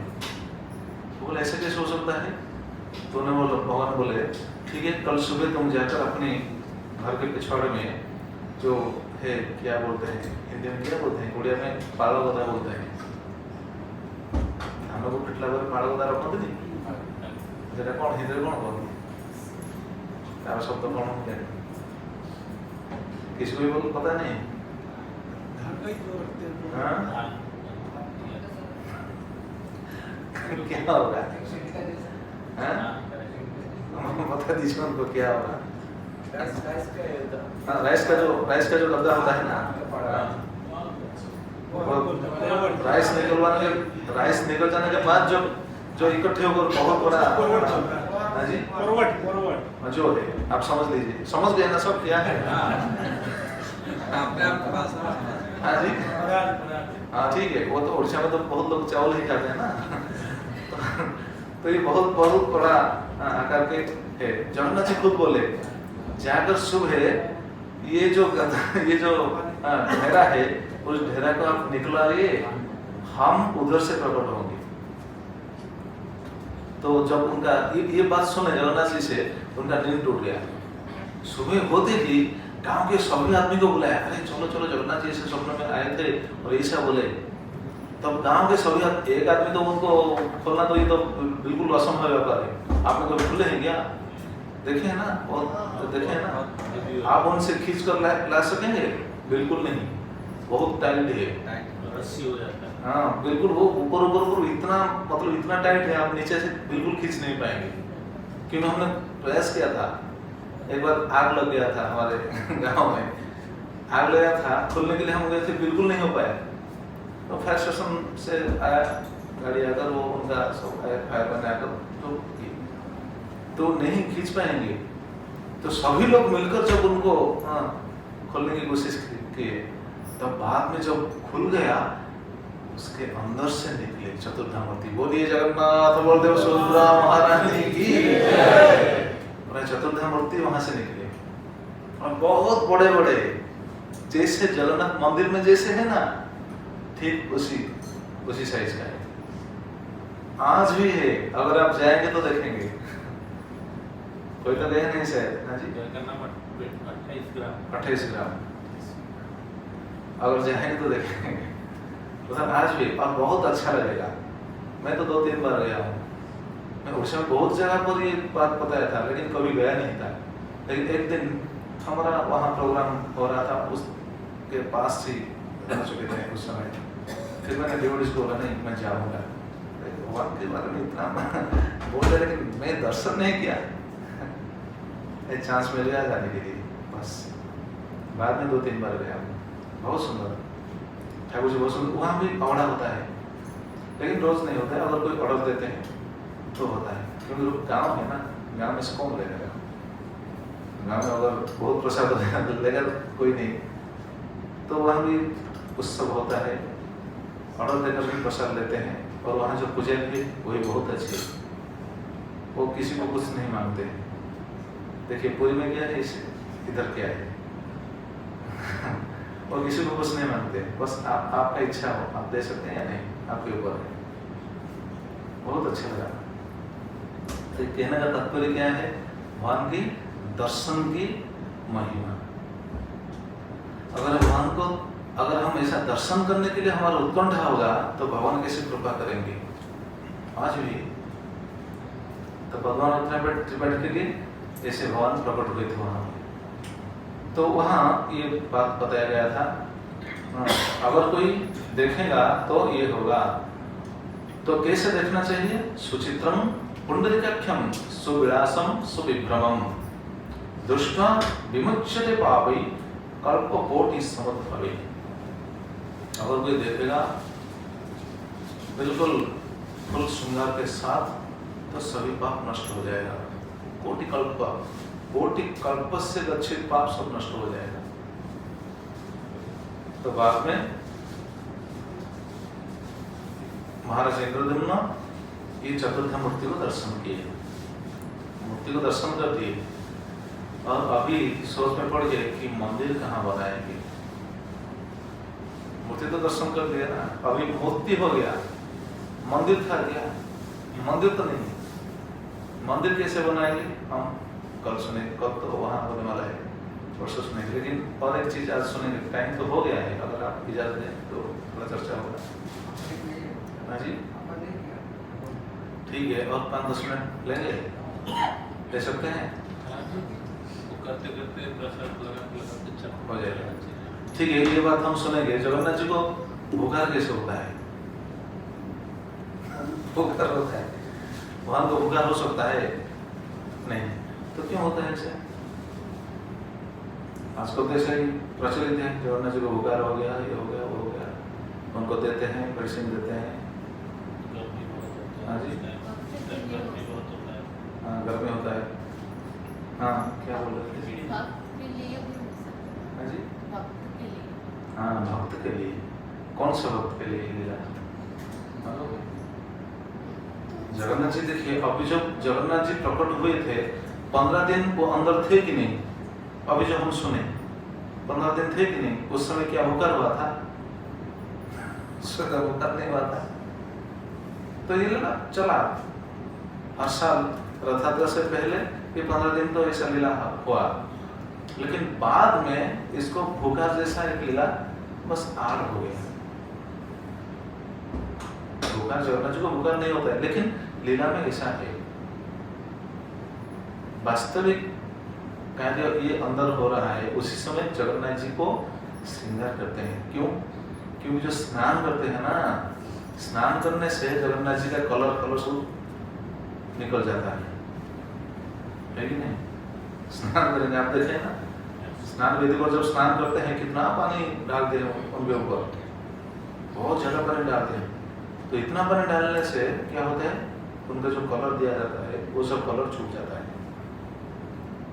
इसीलिए ये जो 15 दिन लेते हैं अंदर रहकर उनको श्रृंगार करने के लिए, उनको रूप देने के लिए, नया रूप देने के लिए। इसलिए तो नवयौवन वेश कहा जाता है जब निकलते हैं।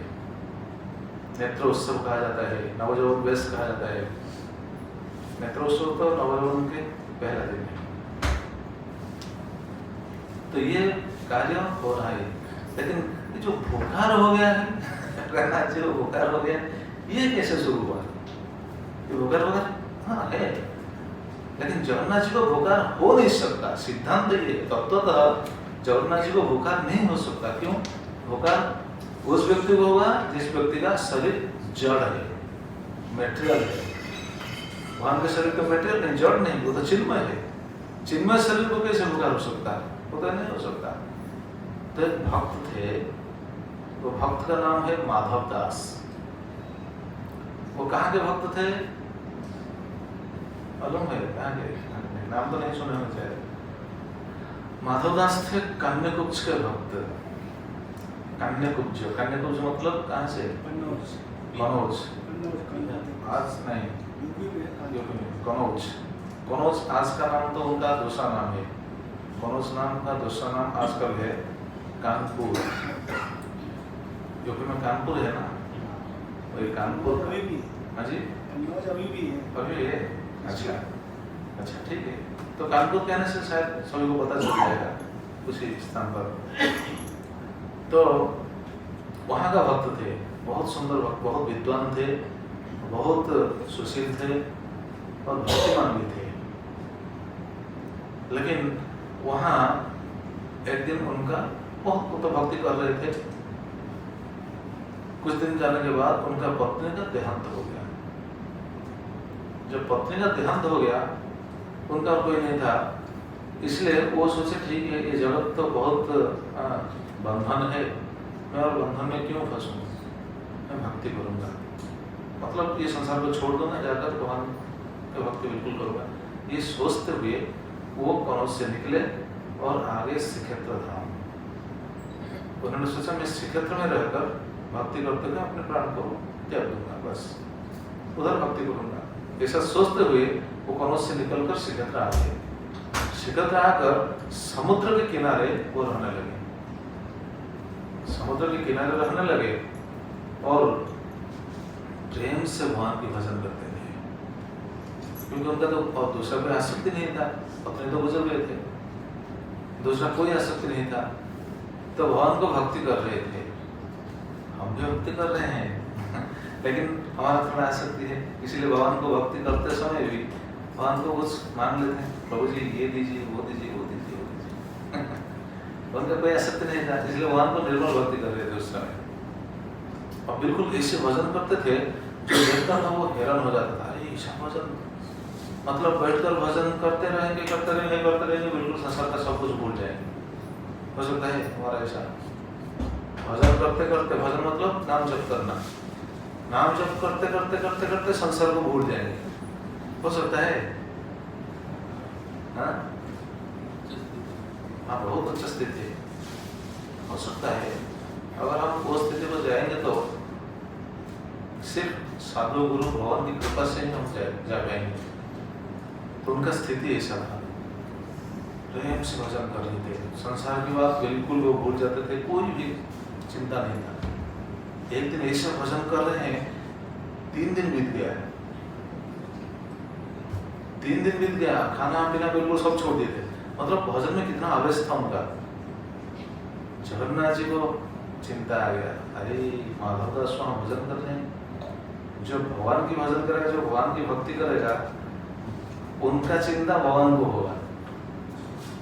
जो भगवान की भक्ति करेगा, हम भगवान की भक्ति अगर आगे जाएंगे तो ये क्या बोलते हैं, ये जो समझ पाएंगे कि भगवान हमारा चिंता कैसे करते हैं। ये सही है, भगवान चिंता करते हैं हमारे, सभी लोगों की चिंता भगवान करते हैं कि नहीं करते हैं। और जो भक्ति करेगा उनका चिंता नहीं करेंगे, उनका चिंता नहीं करेंगे। तो जो 3 दिन बीत गया, वो कुछ नहीं खाए थे। उसी समय रात को क्या किया मालूम नहीं, जगन्नाथ जी स्वयं अपने स्वर्ण थाली में सब प्रसाद लेकर स्वयं आकर पहुंच गए। ऐसे 2 डिवोटी के पास कैसे आए थे, बहुत सारे डिवोटी के पास कैसे आए थे। तो वो एक डिवोटी थे माधव दास, उनके पास आकर अपनी स्वर्ण थाली में प्रसाद लेकर आकर पहुंच गए, दे दिए। बोले ठीक है, आप ये प्रसाद लीजिए। वो बोला ठीक है, प्रसाद तो दूंगा, थाली अच्छा आप खाइए ना, मैं आकर लूंगा। ऐसा कहकर दे दिए, चले गए। जगन्नाथ जी थाली देकर चले गए और उन्होंने प्रसाद, वो तो बिल्कुल भक्ति में थे, उनको पता नहीं चला कौन आया था, क्या दिया, पता नहीं चला, बस प्रसाद ले लिया। प्रसाद लेने के बाद वो थाली लेकर ढूंढे, कहाँ उनको दूं, वो तो देकर चला गया, किधर उनको मिलूं, कहाँ दूं, कैसे दूं, ये सोच रहे, लेकिन वो दिखाई नहीं दी। वो तो भगवान थे, भगवान और आएंगे थाली लेने के लिए। और बाद में वो क्या किया, प्रसाद पा लिया था, आराम से सो गए। जब सुबह हुआ, सुबह आने से जगन्नाथ जी का मंदिर जब खुलने के बाद जब पंडा लोग गए दर्शन किए और उनका सेवा में लग गए, उससे उनको पता चला कि मंदिर में जो स्वर्ण थाली है वो गायब है। और एक डिवोटी के साथ भी ऐसा हुआ था, कौन, बंधु महानदी। ठीक इस प्रकार का लीला बंधु महानदी के साथ भी ऐसा हुआ था और माधव दास के साथ ऐसा हुआ। तो सुबह देखिए उनका भगवान का स्वर्ण थाली गायब है। हलचल सृष्टि हो गई, अरे कहाँ गया। बाद में राजा के पास भी खबर चला गया और ढूंढते हुए सब जाकर देखे, समुद्र के किनारे में वो एक आदमी माधव दास वो थाली को अपने सर के पर रख के सो गया है। और जब वो थाली को देखे, वो तो सुवर्ण थाली था, चिक दिखाई दे रहा था।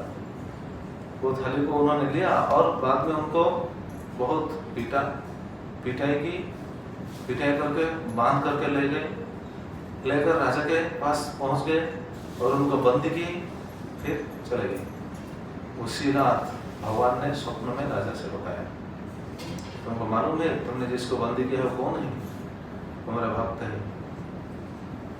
भक्त है, तुमको क्षमा मांगो, उनके लिए सब व्यवस्था करो। राजा को वहां से स्वप्न दिए। राजा ने बाद में, राजा और पंडा लोग सभी लोग जाकर उनको क्षमा मांगी। और बाद में उनका महिमा प्रकट हो गया जगत में। पहले उनका महिमा किसी को मालूम नहीं था, बाद में उनका महिमा प्रकट हो गया। वो ऐसा भक्त थे, जगन्नाथ के मंदिर में ऐसे बहुत सा लीला है। बाद में क्या हुआ उनका लीला तो बहुत दीर्घ है, बहुत विस्तार है। मंदिर में एक दिन सो गए थे, जगन्नाथ जी अपना शीत वस्त्र लेकर उनको उड़ा दिए थे। ऐसा भक्त थे वो। तो ये तो कुछ नहीं है, और क्या सुनिए, जो बुखार होता है कि वही तो हम सुनने वाले हैं। तो एक दिन उनको बुखार आ गया, उनको क्या बोलते हैं, अतिसार लिखा है, अतिसार मतलब जो डायरिया जैसा हो जाता है, जैसा शरीर अस्वस्थ हो गया, वो बिल्कुल हिल नहीं पाए, बहुत दिक्कत हुआ उनको। तो उसी समय उनका सेवा कौन करेगा?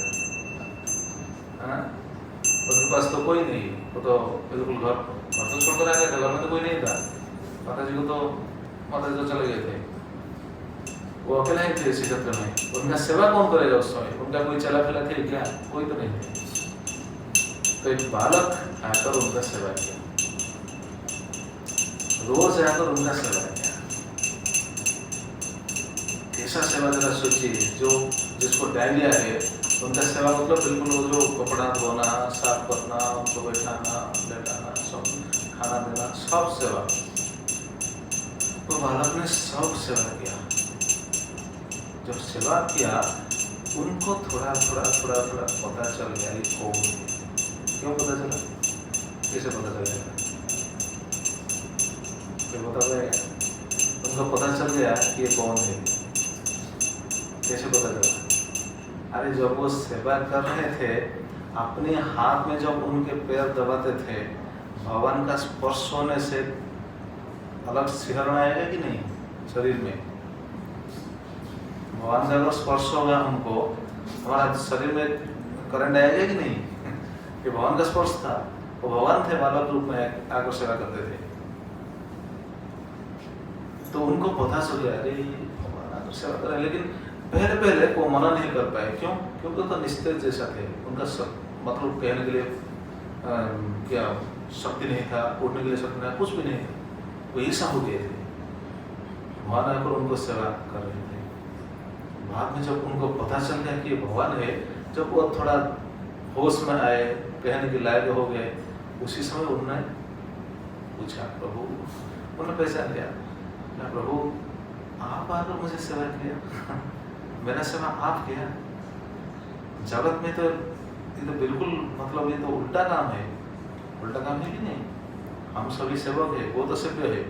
अगर सेव्य अगर सेवक की सेवा करेंगे तो क्या है? तो उल्टा काम है। तो वो प्रार्थना किया, प्रभु आप ऐसा क्यों किया? आपने ऐसा क्यों किया?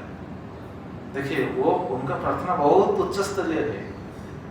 क्यों? क्योंकि वो बता रहे हैं कि अगर आप चाहेंगे तो मेरा रोग को तो क्या कर सकते हैं?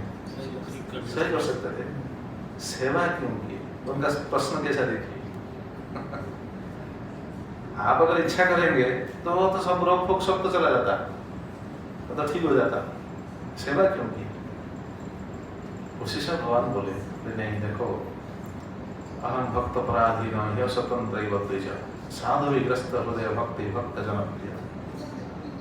भक्त के पराधीन, भक्त मेरा जैसा सेवा करने के लिए उतावला है, मैं भी भक्त के सेवा करने के लिए उतना ही उतावला हूँ, उससे ज्यादा।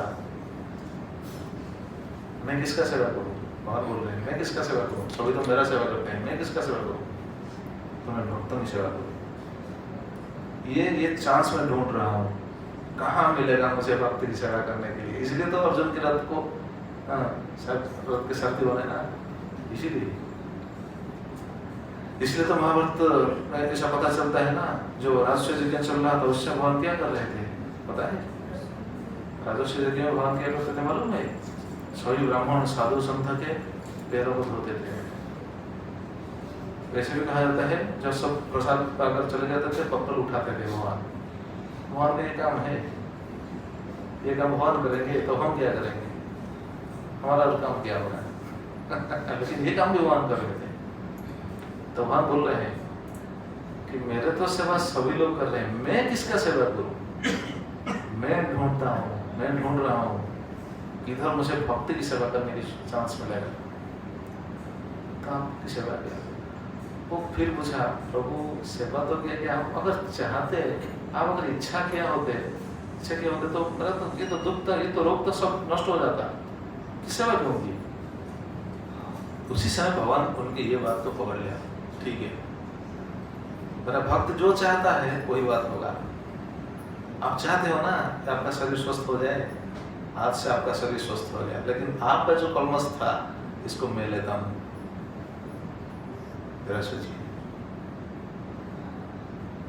क्योंकि सभी का तो प्रारब्ध तो उनको तो भोगना ही पड़ता है ना। तो तुम्हारा प्रारब्ध में ऐसा था, भोगने के लिए ऐसा था, ठीक है। अगर तुम सोच रहे हो कि ये सब न हो तो ठीक है, सब मैं ले जाता हूँ अपने ऊपर। बोला ना माधव दास, और क्या। इसलिए भगवान हर साल ये लीला करते हैं।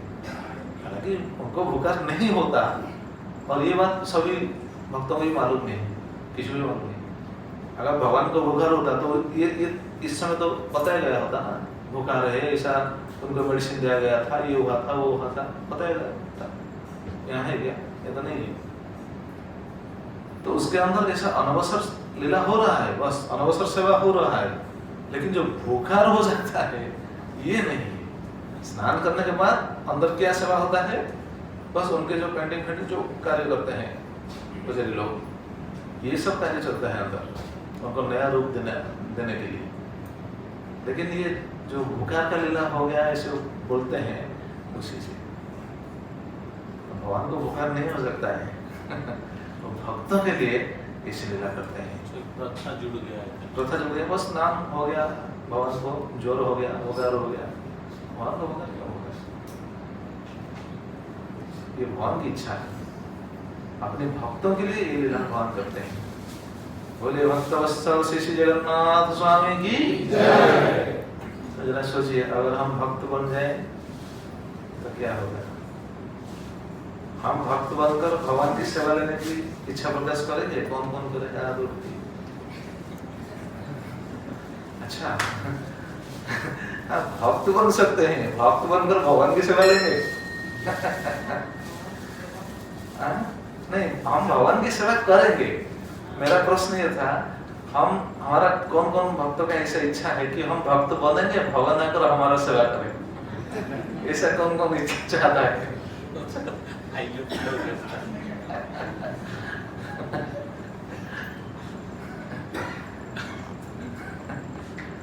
लेकिन ये सच है, अगर हम उसी स्तर का भक्त बन जाएंगे तो वहां सेवा करेंगे। उनके लिए वो तो ढूंढ रहे हैं सेवा का अवसर, किधर मुझे सेवा का अवसर मिलता है, जहां मिलेगा मुझे कर सेवा करूंगा। ऐसे भगवान की सेवा, ऐसे भगवान की भक्ति की महिमा, ऐसे जगन्नाथ जी की लीला की महिमा।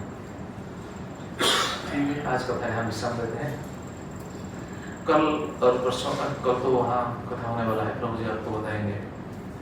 परसों से हम फिर सुनेंगे कैसे मंदिर हुआ, और ये जो दारू का सिद्धांत, आज जो दारू विग्रह जो आ रहा है, दारू कैसे आता है, कौन जाते हैं दारू लाने के लिए, कौन सा दारू सही है, इसके बारे में भी हम सुनेंगे। बाद में हम सुनेंगे पंचतीर्थ महात्म्य, बाद में अगर टाइम होगा तो महाप्रसाद महात्म्य भी सुनेंगे। होगा टाइम होगा लेंगे।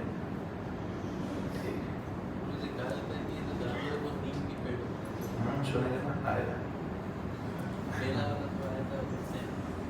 वो भगवान की लोग से है ना, तो इस हमको पता चल जाएगा कौन सा पेड़ दारू जो विग्रह बनाने के लिए सही है, उनका सिम्टम्स क्या है, ये भी हमको पता चलेगा। 10 सिम्टम्स है।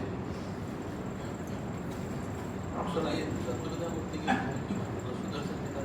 भगवान के आयुध सुदर्शन पास ही रहते हैं। क्यों? उनको ही मालूम, हम बस शास्त्र में ऐसे ही वर्णन है, काशी सुदर्शन रहते हैं।